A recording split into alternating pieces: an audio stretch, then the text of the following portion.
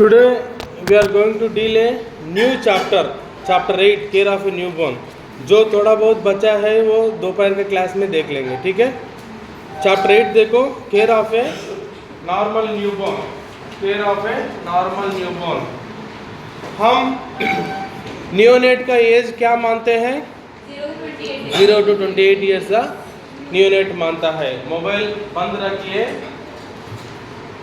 Neonate is 0 to 28 days is called a neonate. Okay, यहाँ पे definition है, कुछ डेफिनेशन है already we have discussed but it is a repetition. Once will see. Neonate is from birth to 4 weeks is called as neonate. ये जो terminology है आपको perfect होना चाहिए। नियोनेट मतलब 28 days हो गया। नेक्स्ट, अर्ली नियोनेटल पीरियड का मतलब क्या है? From birth to 7 days of life और 168 hours of early neonatal period. समझ गया? Neonate means 28 days, early neonate means पहले हफ्ते को हम क्या बोलते हैं? अर्ली नियोनेट मतलब 7 days, also called as 168 hours is called as early neonate age. Late neonate age मतलब 7वां दिन से लेकर 28 दिन तक लेट नियोनेट एज, ठीक है। वो ये स्टैंडर्ड टर्मिनोलॉजी नहीं है, फिर भी हमारा समझने के लिए ये क्लासिफिकेशन है। चौथा देखो, लाइव बर्थ मतलब क्या है? जो जिंदा पैदा हुआ। अगर नॉर्मल टर्मिनोलॉजी में अगर बोला है तो ले टर्मिनोलॉजी में लाइव बर्थ मतलब क्या है? It is defined as a complete expulsion और extraction from its mother of a product of conception, ठीक है।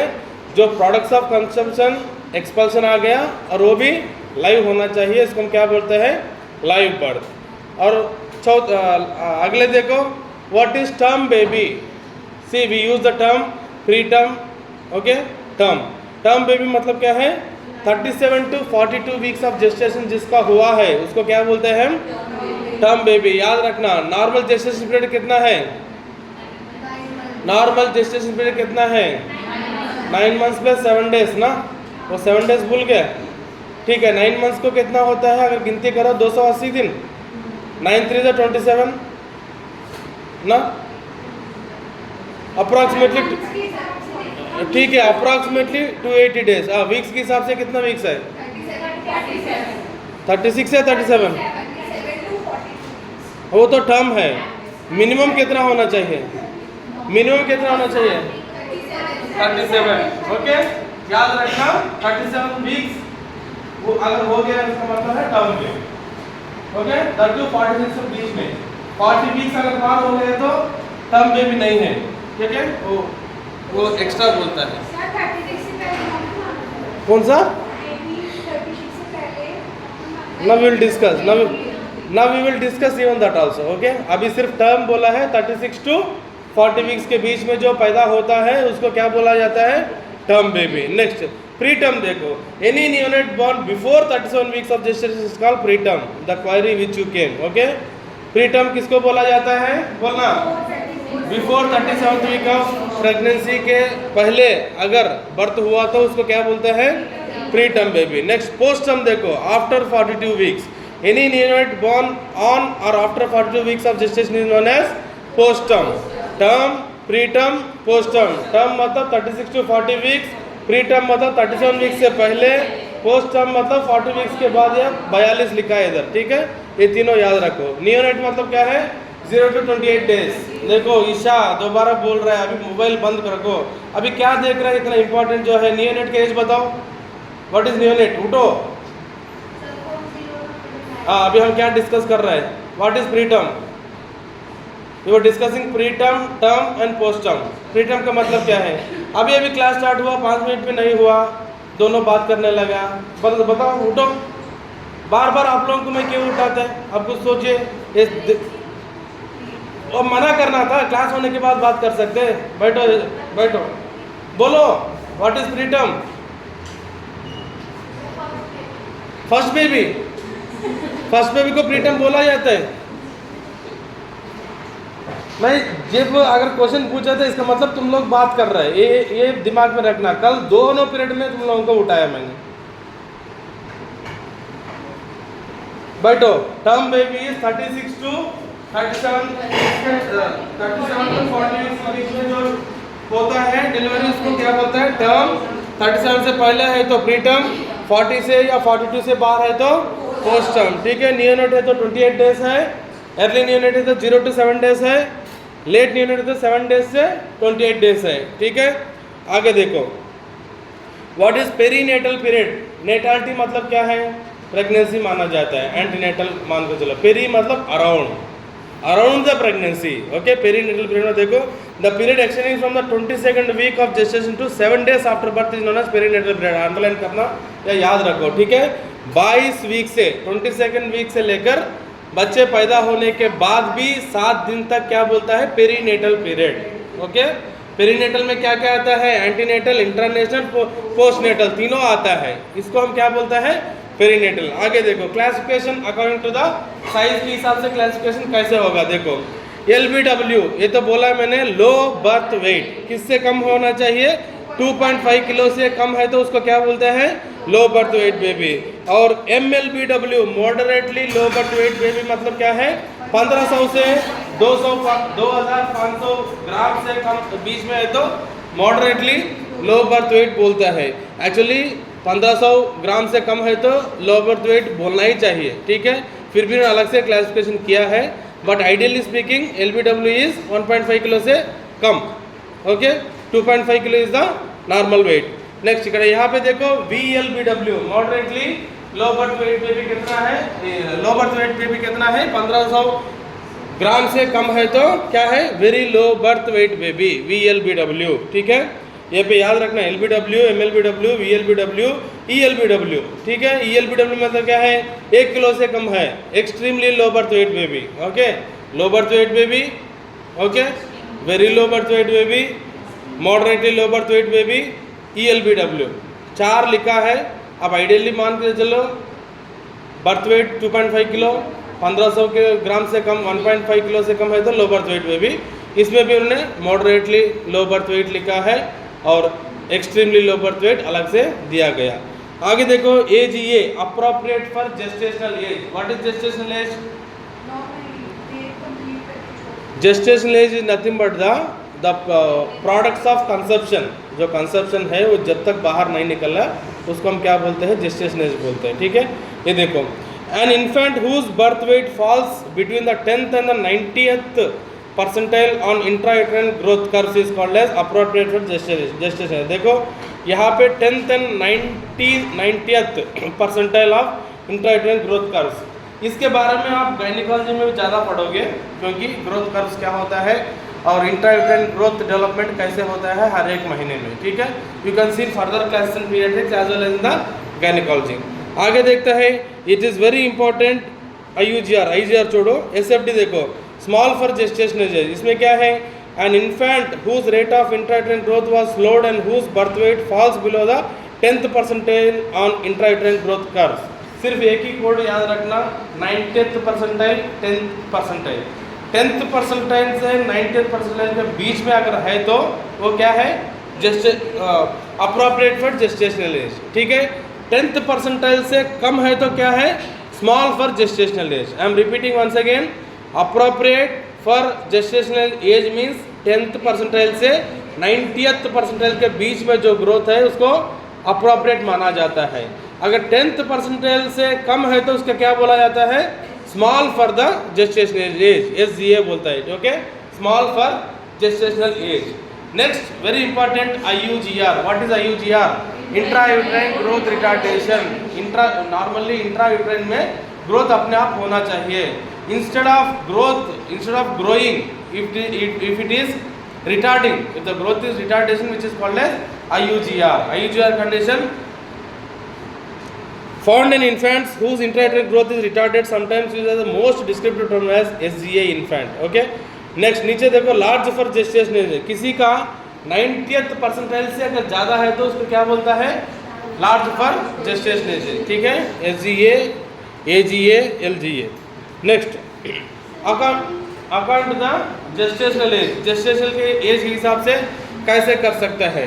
सबसे पहले pre term baby, also called as premature infant और प्री टर्म इन्फेंट। ये कितने महीने का, देखो, an infant born before completion of 37 weeks of gestation regardless of the birth weight. समझ गया, बर्थ वेट के हिसाब से भी हम क्लासिफिकेशन किया है, okay.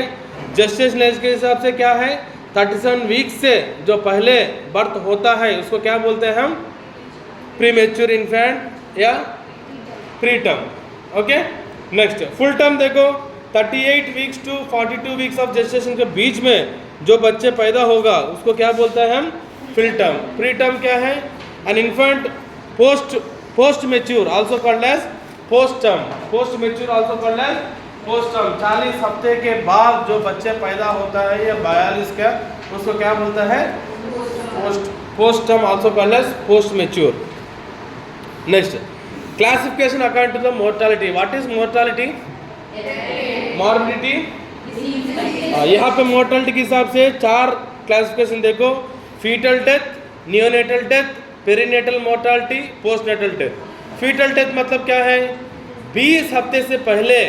Okay, death of the fetus after 20 weeks of gestation and before delivery with absence of any signs of life after birth. ठीक है, फीटल डेथ किसको कह सकते हैं हमें? 20 हफ्ते के बाद और डिलीवरी से पहले अगर बच्चे जिंदा नहीं है या fetus is not in a live condition, heart rate can not be seen. Okay, that is called as fetal death. Fetal death है तो क्या करना है? बस यही है. Next neonatal death. What is neonatal death? आप लोग पहले समझाइए नियोनेट का मतलब कौन है? 0 से 28 डेज. अगर नियोनेट के टाइम पे मर गया तो उसको क्या बोलते हैं? नियोनेटल डेथ बोलते हैं. देखो, death that occurs in the first 27 days of life is known as neonatal death. इसके बाद अर्ली नियोनेटल मतलब 7 डेज में मरना या 28 दिन के बीच में मरना, late neonate. Next perinatal mortality. What is perinatal? अभी पेरीनेटल मतलब क्या है अभी मैंने समझाया आपको. क्या है? What is perinatal? 7 days after the delivery is called as perinatal. इस पीरियड में अगर कुछ डेथ हो गया तो उसको क्या बोलते हैं? Perinatal mortality. और लास्ट में क्या है? Postnatal. Death of the neonate that occurs between 28 days and 1 year के बीच में है तो उसको क्या बोलता है? Postnatal death. ठीक है. Next immediate physiological changes in the newborn. Newborn पैदा होने के तुरंत क्या क्या चेंजेस आ सकता है? ठीक है. What are the systems? Systems हमें पता है, respiratory system, circulatory system, nervous system, ये सारा सिस्टम्स है ना. इसमें जो भी चेंजेस हैं हम देखेंगे. सबसे पहले क्या है? रेस्पिरेटरी में देखो, सून आफ्टर बर्थ. आप लोग ये बताओ, लंग्स पहले काम करता है बाद में काम करता है? After the delivery only lungs start functioning when cry comes. Okay, after the baby is crying, जब क्राई आने के बाद लंग्स फूल जाता है तब रेस्पिरेशन स्टार्ट होता है. या देखो, soon after birth changes occurs in blood gases and blood pH. The level of carbon dioxide is increased in blood and pH is decreased. अगर पीएच कम होगा तो उसका क्या बोलता है? उसको एसिड. ठीक है. Next these chemical changes excite the respiratory centre. ठीक है, यहाँ पे क्या हो रहा है? कार्बन डाइऑक्साइड बढ़ रहा है, पीएच कम हो रहा है, जिसके वजह से रेस्पिरेटरी सेंटर को एक्साइटमेंट आ गया. Although the thermal stimulus that is due to the sudden chilling of infant as he comes out of the warm womb excites sensory impulses in skin that are sent to the respiratory center. Along with these impulses, when the baby passes through the reproductive tract during labor, the chest of the fetus is compressed, which removes fluid accumulated in the lungs. To replace the fluid loss, air enters the lungs and respiration is facilitated. समझ गया? थोड़ा बहुत समझ आया? Lungs पहले काम नहीं करते हैं. During the process of delivery जब फीटस रिप्रोडक्टिव ट्रैक से बाहर आता है तब थोड़ा कंप्रेशन होता है और लंग्स का भी because of the lungs will be inactive because of the pressure difference. Lungs में जो हवा है वो बाहर निकालने के लिए और अंदर जाने के लिए मौका मिलता है. Because with this the process of respiration starts. Okay, और पैदा होने के बाद भी क्राई के वजह से भी रेस्पिरेशन स्टार्ट हो सकता है. This the first system. Second system देखो क्या है? Circulatory changes. ये रेस्पिरेटरी सिस्टम में मैंने मेन पॉइंट क्या बोला? पीएच कम हो सकता है, कार्बन डाइऑक्साइड बढ़ जाएगा, जिसकी वजह से रेस्पिरेटरी सेंटर को स्टिमुलेशन आता है, रेस्पिरेशन लेना ही पड़ेगा. Okay, next come to the circulatory changes. Circulatory changes कौन है? Okay, soon after the child birth. Child birth के बाद क्या होता है? Blood starts flowing through the lungs due to pressure changes in the lungs. यहाँ पे देखो, blood starts flowing through the lungs due to the pressure changes in the lungs, hearts and major vessels. The changes in heart after blood include functional closure of the fetal stents, foramen ovale. I think you have learned about this foramen oval. What is foramen oval? अगर late term से बोला है जो heart में छेद हो गया बोलता है, वो नॉर्मल टर्मिनोलॉजी जो बाहर बोलते हैं. यहाँ पे क्या है, foramen Oval is a abnormal opening, ना अबनॉर्मल कनेक्शन बोल सकते हैं. ठीक है, between two chambers of the heart. Okay, ये बंद हो जाएगा. इवन डक्टस आर्टेरियोसस भी बंद हो जाएगा, डक्टस विनोसस भी बंद हो जाएगा. ठीक है, टू फैसिलिटेट नॉर्मल सर्कुलेशन. यहाँ पे मिक्स्ड ब्लड आने का चांस नहीं होता है. Okay, in fetus circulation you see the mixed blood. हमने फीटस सर्कुलेशन पढ़ा है, फिर आपको फीटल सर्कुलेशन का डायग्राम भी हमने सिखाया फर्स्ट ईयर में. फीटल सर्कुलेशन याद है, मिक्स्ड ब्लड होता है करके. ठीक है, आगे देखो न्यूरोलॉजिकल सिस्टम. न्यूरोलॉजी में क्या है, at birth the nervous system is sufficiently developed to sustain extra uterine life. ठीक है, what is extra uterine life? Uterus से बाहर, यूट्रस से बाहर का जो जीवन है. Most neurological functions are primitive reflexes. The role of autonomic nervous system is crucial during the transition as it stimulates respiration, helps maintain acid base balance, regulates temperature.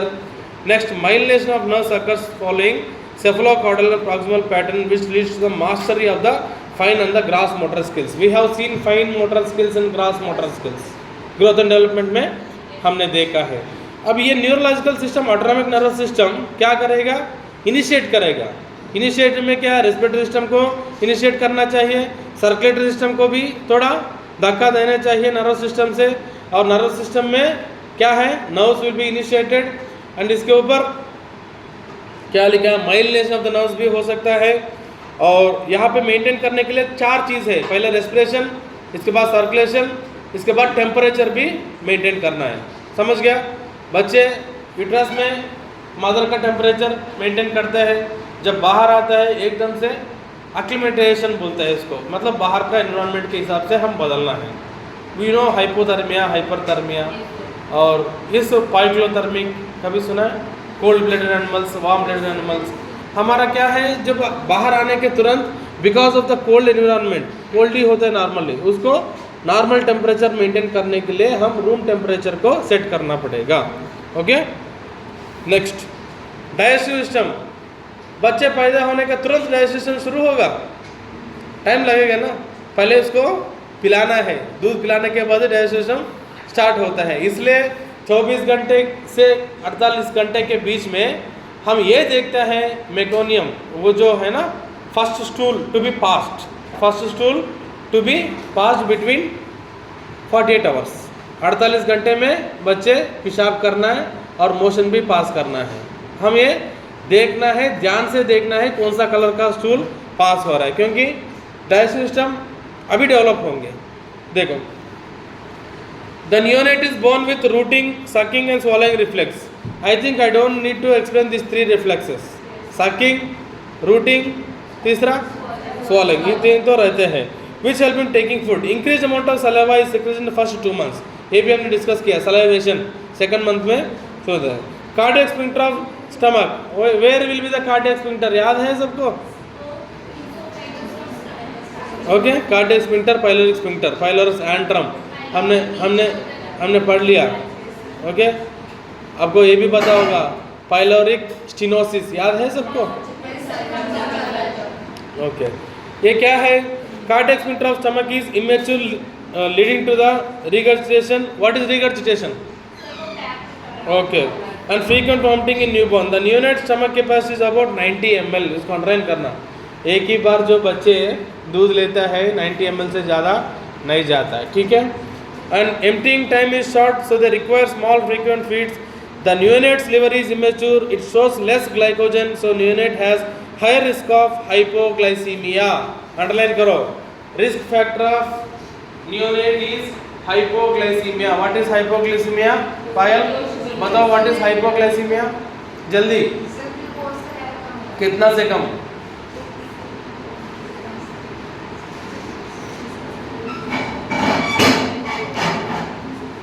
Hypoglycaemia का मतलब क्या है? नॉर्मल लेवल कितना है? 120 सबको होता है. देख लिया, हमारा रिकॉर्ड में इतना ही है। मतलब 2 साल हो गया ना आपका यहाँ पे। हाँ, 2 साल में नॉर्मल ग्लूकोज लेवल हमारा हॉस्पिटल में क्या मानता है? हॉस्पिटल में इतना 2 साल से जा रहे हैं ना। You have seen the records. Blood glucose sugar level तो देखा होगा। 150 क्या मानता है? ओके, 150 नॉर्मल है। एनाटॉमी पास हो गया, 2 साल खत्म कर लिया, अभी 150 mg/dl नॉर्मल मान। ये कौन सा किताब ने बताया, कौन सा कॉलेज ने बताया, कौन सा हॉस्पिटल बताया 150 नॉर्मल है? 150 नॉर्मल कैसे होता है बताओ? I am just asking. नहीं, नॉर्मल रेंज क्या है हमारा? फिर अभी 150 कैसे बोल रहे हो?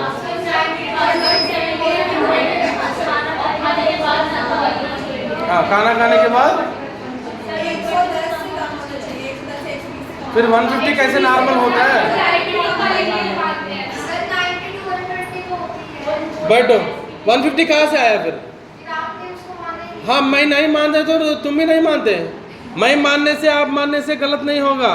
जो नॉर्मल रेंज है नॉर्मल ही होगा। Even I tell 120 is wrong और 150 is wrong, you should be strong. ये 2 साल का डायबिटीज मेल्टस हमने पढ़ लिया। शुगर साइलेंस, शुगर लेवल मैंने भाई कई बार बोला है ना, नॉर्मल शुगर लेवल। उस क्लास अभी भी याद है मुझे। Sugar level normal. बीपी से उल्टा बोलो, बीपी का नॉर्मल कितना है? साइलेंस, बोलने दो उसको।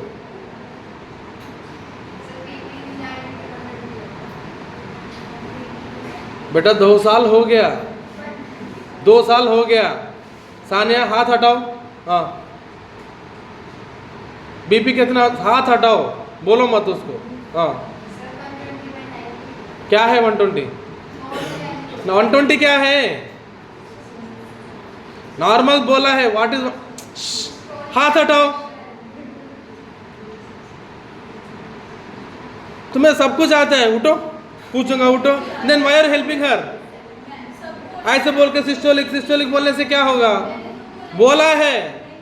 हाँ, नीचे क्या है? कितना होना चाहिए नॉर्मल? देखो, नॉर्मल ग्लूकोज लेवल बहुत क्या है ना, अजीब बात है। 2 साल के बाद भी नॉर्मल ग्लूकोज लेवल नहीं पता तो किसको गलती माने बताओ? Whose fault is this? If students are not telling normal glucose level, whose fault is this? किसका गलती माना जाता है? बोलो ना। 150 नॉर्मल कहाँ से लिखा है? बीपी सिस्टोल डायस्टोल भी नहीं बोल पाते। फर्स्ट ईयर खत्म हो गया, सेकंड ईयर भी खत्म हो गया। बेसिक्स तो सिखा है ना। उंगली तो मेरे ऊपर उठाए ना, तुमने एनाटॉमी सिखाया। नॉर्मल बीपी कितना है? क्या 120 क्या है? 120 क्या है? What is 120? नहीं बोल रहे तो नॉर्मल शुगर कितना है? शुगर कितना है?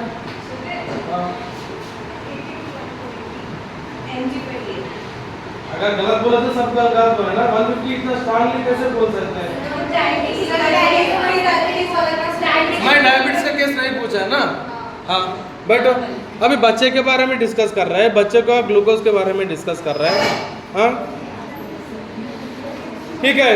इसमें क्या है? बच्चे को हाइपोग्लाइसीमिया का ज़्यादा चांस है। ठीक है। The neonate liver is immature, it shows less glycogen, so neonate has higher risk of hypoglycemia. Next, bilirubin conjugation is also affected due to the immature liver, so physiological jaundice is common in newborn. ठीक है। बच्चा पैदा होने के तुरंत lungs भी immature, ठीक है, लिवर भी इमेच्योर। लिवर काम करने के लिए थोड़ा टाइम चाहिए, समझ गया? जब दूध पिएंगे, अभी मैंने क्या बोला, एक बार 90 ml से ज़्यादा दूध बच्चे नहीं रख सकते। ठीक है। और लिवर को काम करने के लिए थोड़ा दूध पीना पड़ेगा, तभी ये सारा सिस्टम्स एक्टिवेट होंगे। When the digestive system is activated, along with that liver is also get activated, and 24 घंटे के 48 घंटे के बीच में जो डाइजेशन प्रोसेस खत्म हो गया, एक्सक्रीटरी शुरू होना है। ठीक है। Even you know that kidney should also be functioning at that stage. कल मैंने कुछ और बड़ी बात बोला है ह्यूमन मिल्क का काउ मिल्क के बारे में। What is difference between human milk and cow milk? Last बोलो। कल हमने कुछ पॉइंट डिस्कस किया, काउ मिल्क क्यों पिलाना है बच्चे को, जल्दी उठो। हाँ, ह्यूमन मिल्क से काउ मिल्क में क्या फर्क है? बच्चे को डाइजेशन का प्रॉब्लम होता है, डाइजेशन नहीं होता है, ठीक है। और इसके ऊपर क्या फर्क पड़ेगा? डाइजेशन तो ठीक है, इसके बाद डाइजेशन यहाँ तक हो गया, आगे कहाँ जाएंगे? और मेनली यूरिन कहाँ से जनरेट होता है? किडनी के ऊपर इफेक्ट ज्यादा पड़ेगा, ठीक है। ये पॉइंट कल भी मैंने बोला है, ठीक है। नेक्स्ट देखो, ये नीचे ये भी यही पॉइंट लिखा है, देखो। The neonate first stool is meconium, underline करो बेटा। The neonate first stool is called as meconium which is sticky and greenish black in colour. वो कलर भी अंडरलाइन करना, ब्लैक इन कलर। मेकोनियम का कलर क्या है? ब्लैक इन कलर, ठीक है। और it contains debris of intrauterine environment, like इसमें क्या क्या हो सकता है? बाइल पिगमेंट्स होता है, एपिथेलियल सेल्स होता है, फैटी एसिड्स होता है, म्यूकस होता है, ब्लड होता है, एमनेटिक फ्लूइड होता है, ठीक है। I am repeating once again. First stool को क्या बोलता है? मेकोनियम। ये कौन सा कलर में होता है? ब्लैक कलर में होता है। इसमें क्या क्या होता है? Bile pigments, epithelial cells, fatty acids, mucus, blood and amniotic fluid, ठीक है। और passage of meconium should be within 36 hours of birth. मैंने भी 48 घंटे बोला है, 36 घंटे लिखा है, मतलब दूसरा दिन में मेकोनियम पास करना जरूरी है, यूरिन और मेकोनियम। नेक्स्ट, रीनल सिस्टम देखो। The ability of the immature kidneys to concentrate urine is less and bladder capacity is about 15 ml only. अभी देखो 90 ml का दूध पी लिया, इससे ज़्यादा नहीं हो सकता है। और किडनी का कैपेसिटी कितना है? Only 15 ml। 15 ml से ज़्यादा वो फिल्टर नहीं कर पाते, ठीक है। और देखो, ओनली सो द नियोनेट में void about 15 to 20 times a day। The immature neonate kidney may not be able to maintain fluid balance in case of fluid overload or fluid deficiency. Majority of babies pass urine within 12 hours of birth। 12 घंटे के अंदर अंदर बच्चे पेशाब करना चाहिए, normal baby करेगा। Next, coming to the integumentary system. What is integumentary system? हाँ, the neonate skin is very fine and delicate, so even slight friction can lead to the injury of blisters. किसी का normal delivery है या किसी का forceps delivery है, वो निशान पड़ जाते हैं बच्चे का सिर में, अगर सेफालिक प्रेजेंटेशन है तो। समझ गया ना? नॉर्मल डिलीवरी भी बहुत मुश्किल से होता है अगर सब कुछ ठीक है, नहीं तो फोर्सेप्स डिलीवरी करना है तो फोर्सेप्स से अंदर रख के खींचते हैं, तब यहाँ पे निशान पड़ जाता है। और कभी एलएसएस में तो कोई निशान नहीं होगा, क्योंकि आराम से जितना चाहिए उतना काटेंगे और बाहर निकालेंगे। ओनली जो इंजीनियर्स होता है नॉर्मल डिलीवरी होता है। और छोटा छोटा ब्रूसिस, रेड कलर होना है या कुछ, कभी कभी ज़्यादा डैमेज भी होता है और उसको शेप भी बदलता है बाद में, मोल्डिंग बोलता है उसको, ओके। शेप चेंज हो जाना during the process of delivery is called as moulding. वो गैनी में आप पढ़ोगे, ठीक है। इंटेगुमेंट्री सिस्टम देखो, इंटेगुमेंट्री सिस्टम में बहुत सेंसिटिव होता है skin, okay. The fluid lost by evaporation through delicate skin is comparatively more. The sebaceous glands are very active in neonates and are mostly located on the face, scalp, genitalia and produce greasy cheese-like coating called as, underline करो, vernix caseosa, underline that word, vernix caseosa, जो गमी जैसा appearance होता है, white colour का होता है, जिसमें neonate में पाया जाता है, उसको क्या बोलता है? vernix caseosa। स्किन के ऊपर व्हाइट होता है ना, उसको वो जैसे स्टिकी जैसा होता है, that gives protection to the baby, okay, which is called as vernix caseosa। आगे देखो, vernix caseosa rubs off on its own within few days। कुछ दिनों के बाद वो vernix caseosa अपने आप निकलता है। नेक्स्ट देखो, plugging of sebaceous glands causes milia, इसको भी अंडरलाइन करना। Pearly white cyst of a face of a newborn और called milia, okay. Next come to the endocrine system. अभी सिर्फ 3 सिस्टम है, एंडोक्राइन, मस्कुलोस्केलेटल, ब्लड बोल के मैं बंद करूंगा अभी, ठीक है। एंडोक्राइन सिस्टम देखो, व्हाट इज एडीएच? सबको पता है? हाँ, क्या काम करते हैं ये? यूरिन रिटेंशन को एंकरेज करते हैं या यूरिन आउटपुट को एंकरेज करते हैं? ठीक है, यू नो डायूरिसिस का मतलब एंटी डायूरिसिस हार्मोन, ठीक है। देखो, the endocrine glands are almost formed but their functions are immature. The posterior pituitary glands produce inadequate amount of ADH. अभी दोबारा पोस्टीरियर पिट्यूटरी आ गया। कल हमने इतना बार बोला है पोस्टीरियर पिट्यूटरी से कौन सा हार्मोन आता है? सब लोग नहीं बोल रहे हैं, सब लोग नहीं बोल रहे हैं। All students are not telling. Posterior pituitary से कल हमने किसके बारे में डिस्कस किया? वही there is lack of confidence. कल इतना बार बोलने के बाद भी ऑक्सीटोसिन का वर्ड नहीं आ रहा है। अभी यहाँ पे पोस्टीरियर पिट्यूटरी दोबारा आ गया। क्या है ये? कौन सा हार्मोन? एडीएच। याद रखना, पोस्टीरियर पिट्यूटरी के बारे में कल भी डिस्कस किया, आज भी डिस्कस किया। कल का है ऑक्सीटोसिन, आज का क्या है? ADH, also called as vasopressin. याद रखना, ठीक है। ये देखो, if fluid intake is not maintained, the effect of maternal sex hormones is particularly evident in newborn. The labia are hypertrophied. दोबारा आ गया। What is hypertrophy, hyperplasia? कौन बोलेगा? ओके, ठीक है, मैं मानता हूँ। बहुत बार मैंने क्वेश्चन भी दिया आपका एग्जाम में, बहुत बार समझाया, फिर भी अभी तक हाइपरट्रॉफी हाइपरप्लाजिया नहीं आया तो कुछ नहीं कर सकते, ठीक है। हाइपरट्रॉफीड ऑन द ब्रेस्ट में भी एंगोज एंड सेक्रेट मिल्क। इसको भी अंडरलाइन करना। सबसे पहले जो मिल्क आता है उसको क्या बोलते हैं? Witch milk, WHH, witch milk, ठीक है। Witch milk due to the milk secrete to the breast engorgement. Sudden drop of level of estrogen and progesterone may cause pseudo menstruation in female babies. Underline करो, pseudo menstruation. That is not the normal menstruation. बच्चे का लेबिया major और लेबिया minor में जो बीच में जो secretion आता है, that is not the normal ovulation secretion, नहीं है वो, ठीक है, menstrual नहीं है। Because of the female hormones which are acting on the baby, we can see that white color discharge, okay, which is not from the baby. Because of the mother, that discharge can be seen, only light one, okay.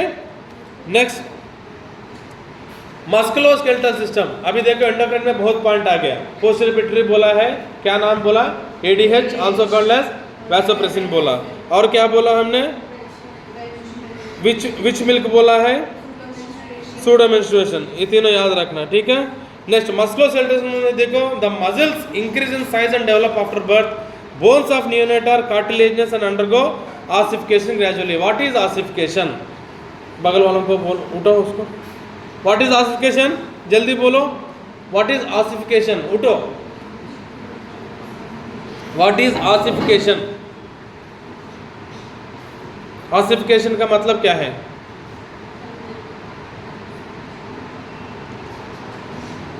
ठीक है, ossification मतलब क्या है? Bone formation, okay.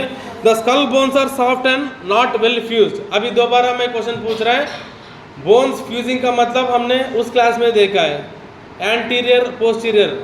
बस बोलो, कौन एक minute, एक आंसर बोलो, बैठने दूंगा। एंटीरियर फोंटेनेला कब फ्यूज होगा, पोस्टीरियर फोंटेनेला कब फ्यूज होगा?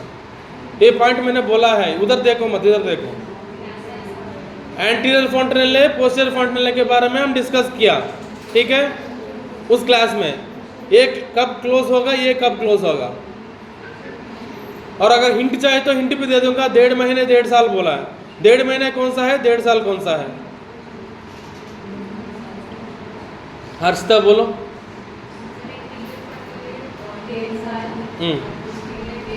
ठीक है, खड़े हो।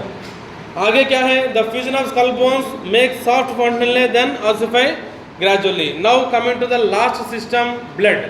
ब्लड में क्या होता है? The volume of the blood in newborn is about 80 ml per kg body weight with RBC 6 to 8 millions per millimeter cube, hemoglobin 18 grams, WBC are 20,000 millimeter cube, platelets are 35,000 millimeter cube, और immunoglobulin Z level in high, whereas immunoglobulin M, A and E levels are negligible. याद रखना, blood में क्या ज़्यादा है? Blood में G ज़्यादा है, immunoglobulin Z और more। कल हमने देखा है, 2 मिनट बस खत्म कर रहे हैं। इम्यूनोग्लोबुलिन्स में हमने मिल्क में क्या ज़्यादा करके मैंने बोला है, याद है ना? वहाँ पे IgA ज़्यादा है या ब्लड में IgG ज़्यादा है। और लास्ट लाइन देख रहा है the life span of foetal RBC कितना साल है, कितना दिन है। नॉर्मली अडल्ट के लिए कितना होता है आरबीसी, आरबीसी का लाइफ स्पैन कितना है अडल्ट का। ओके, अभी नियोनेट का कितना है 60 to 80 डेज। ठीक है, एक बार मैं ये जो पढ़ लिया एक बार देखता है। व्हाट इज विच मिल्क, जो नया टर्मिनोलॉजी जो हमने सुना है, विच मिल्क मतलब क्या है, पहले मिल्क जो आता है। वाटर मिलिया, मिलिया मतलब क्या है, पैचेस है इंटेगुमेंटरी सिस्टम में। ठीक है, व्हाट इज वेर्निक्स कैसोसा, वाइट कलर जो पैचेस। और क्या, सूडो मेंस्ट्रुएशन, इसका मतलब वो नॉर्मल मेंस्ट्रुएशन नहीं है, because of the maternal hormones थोड़ा बहुत आता है। एडीएच, व्हाट इज एडीएच, ये कहाँ से आता है, पोस्टीरियर से। रीनल सिस्टम में देखते हैं, रीनल सिस्टम का किडनी का कैपेसिटी कितना ही है, और हमारा अब्डोमेन का स्टमक का कैपेसिटी कितना है 90 ml तक ही है। ठीक है, पीएच का, वो रेस्पिरेटरी सिस्टम में हमने क्या देखा है, पीएच लो होता है, कार्बन डाइऑक्साइड बढ़ जाता है, इसलिए रेस्पिरेटरी सिस्टम को ये ट्रिगर करता है ताकि रेस्पिरेशन शुरू करे। ओके, और न्यूरोलॉजी सिस्टम में हमें क्या देखा है, माइलिनेशन ऑफ द नर्व्स देखा है। डाइजेस्टिव सिस्टम में क्या देखा है 90 ml, याद रखो। रीनल सिस्टम में 15 ml। इंटेगुमेंटरी सिस्टम में जो नया है वेर्निक्स कैसोसा और मिलिया, याद रखो।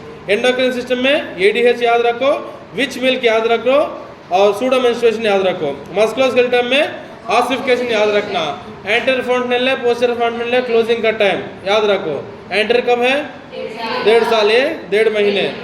और क्या देखा है, हाइपोग्लाइसीमिया मतलब क्या है,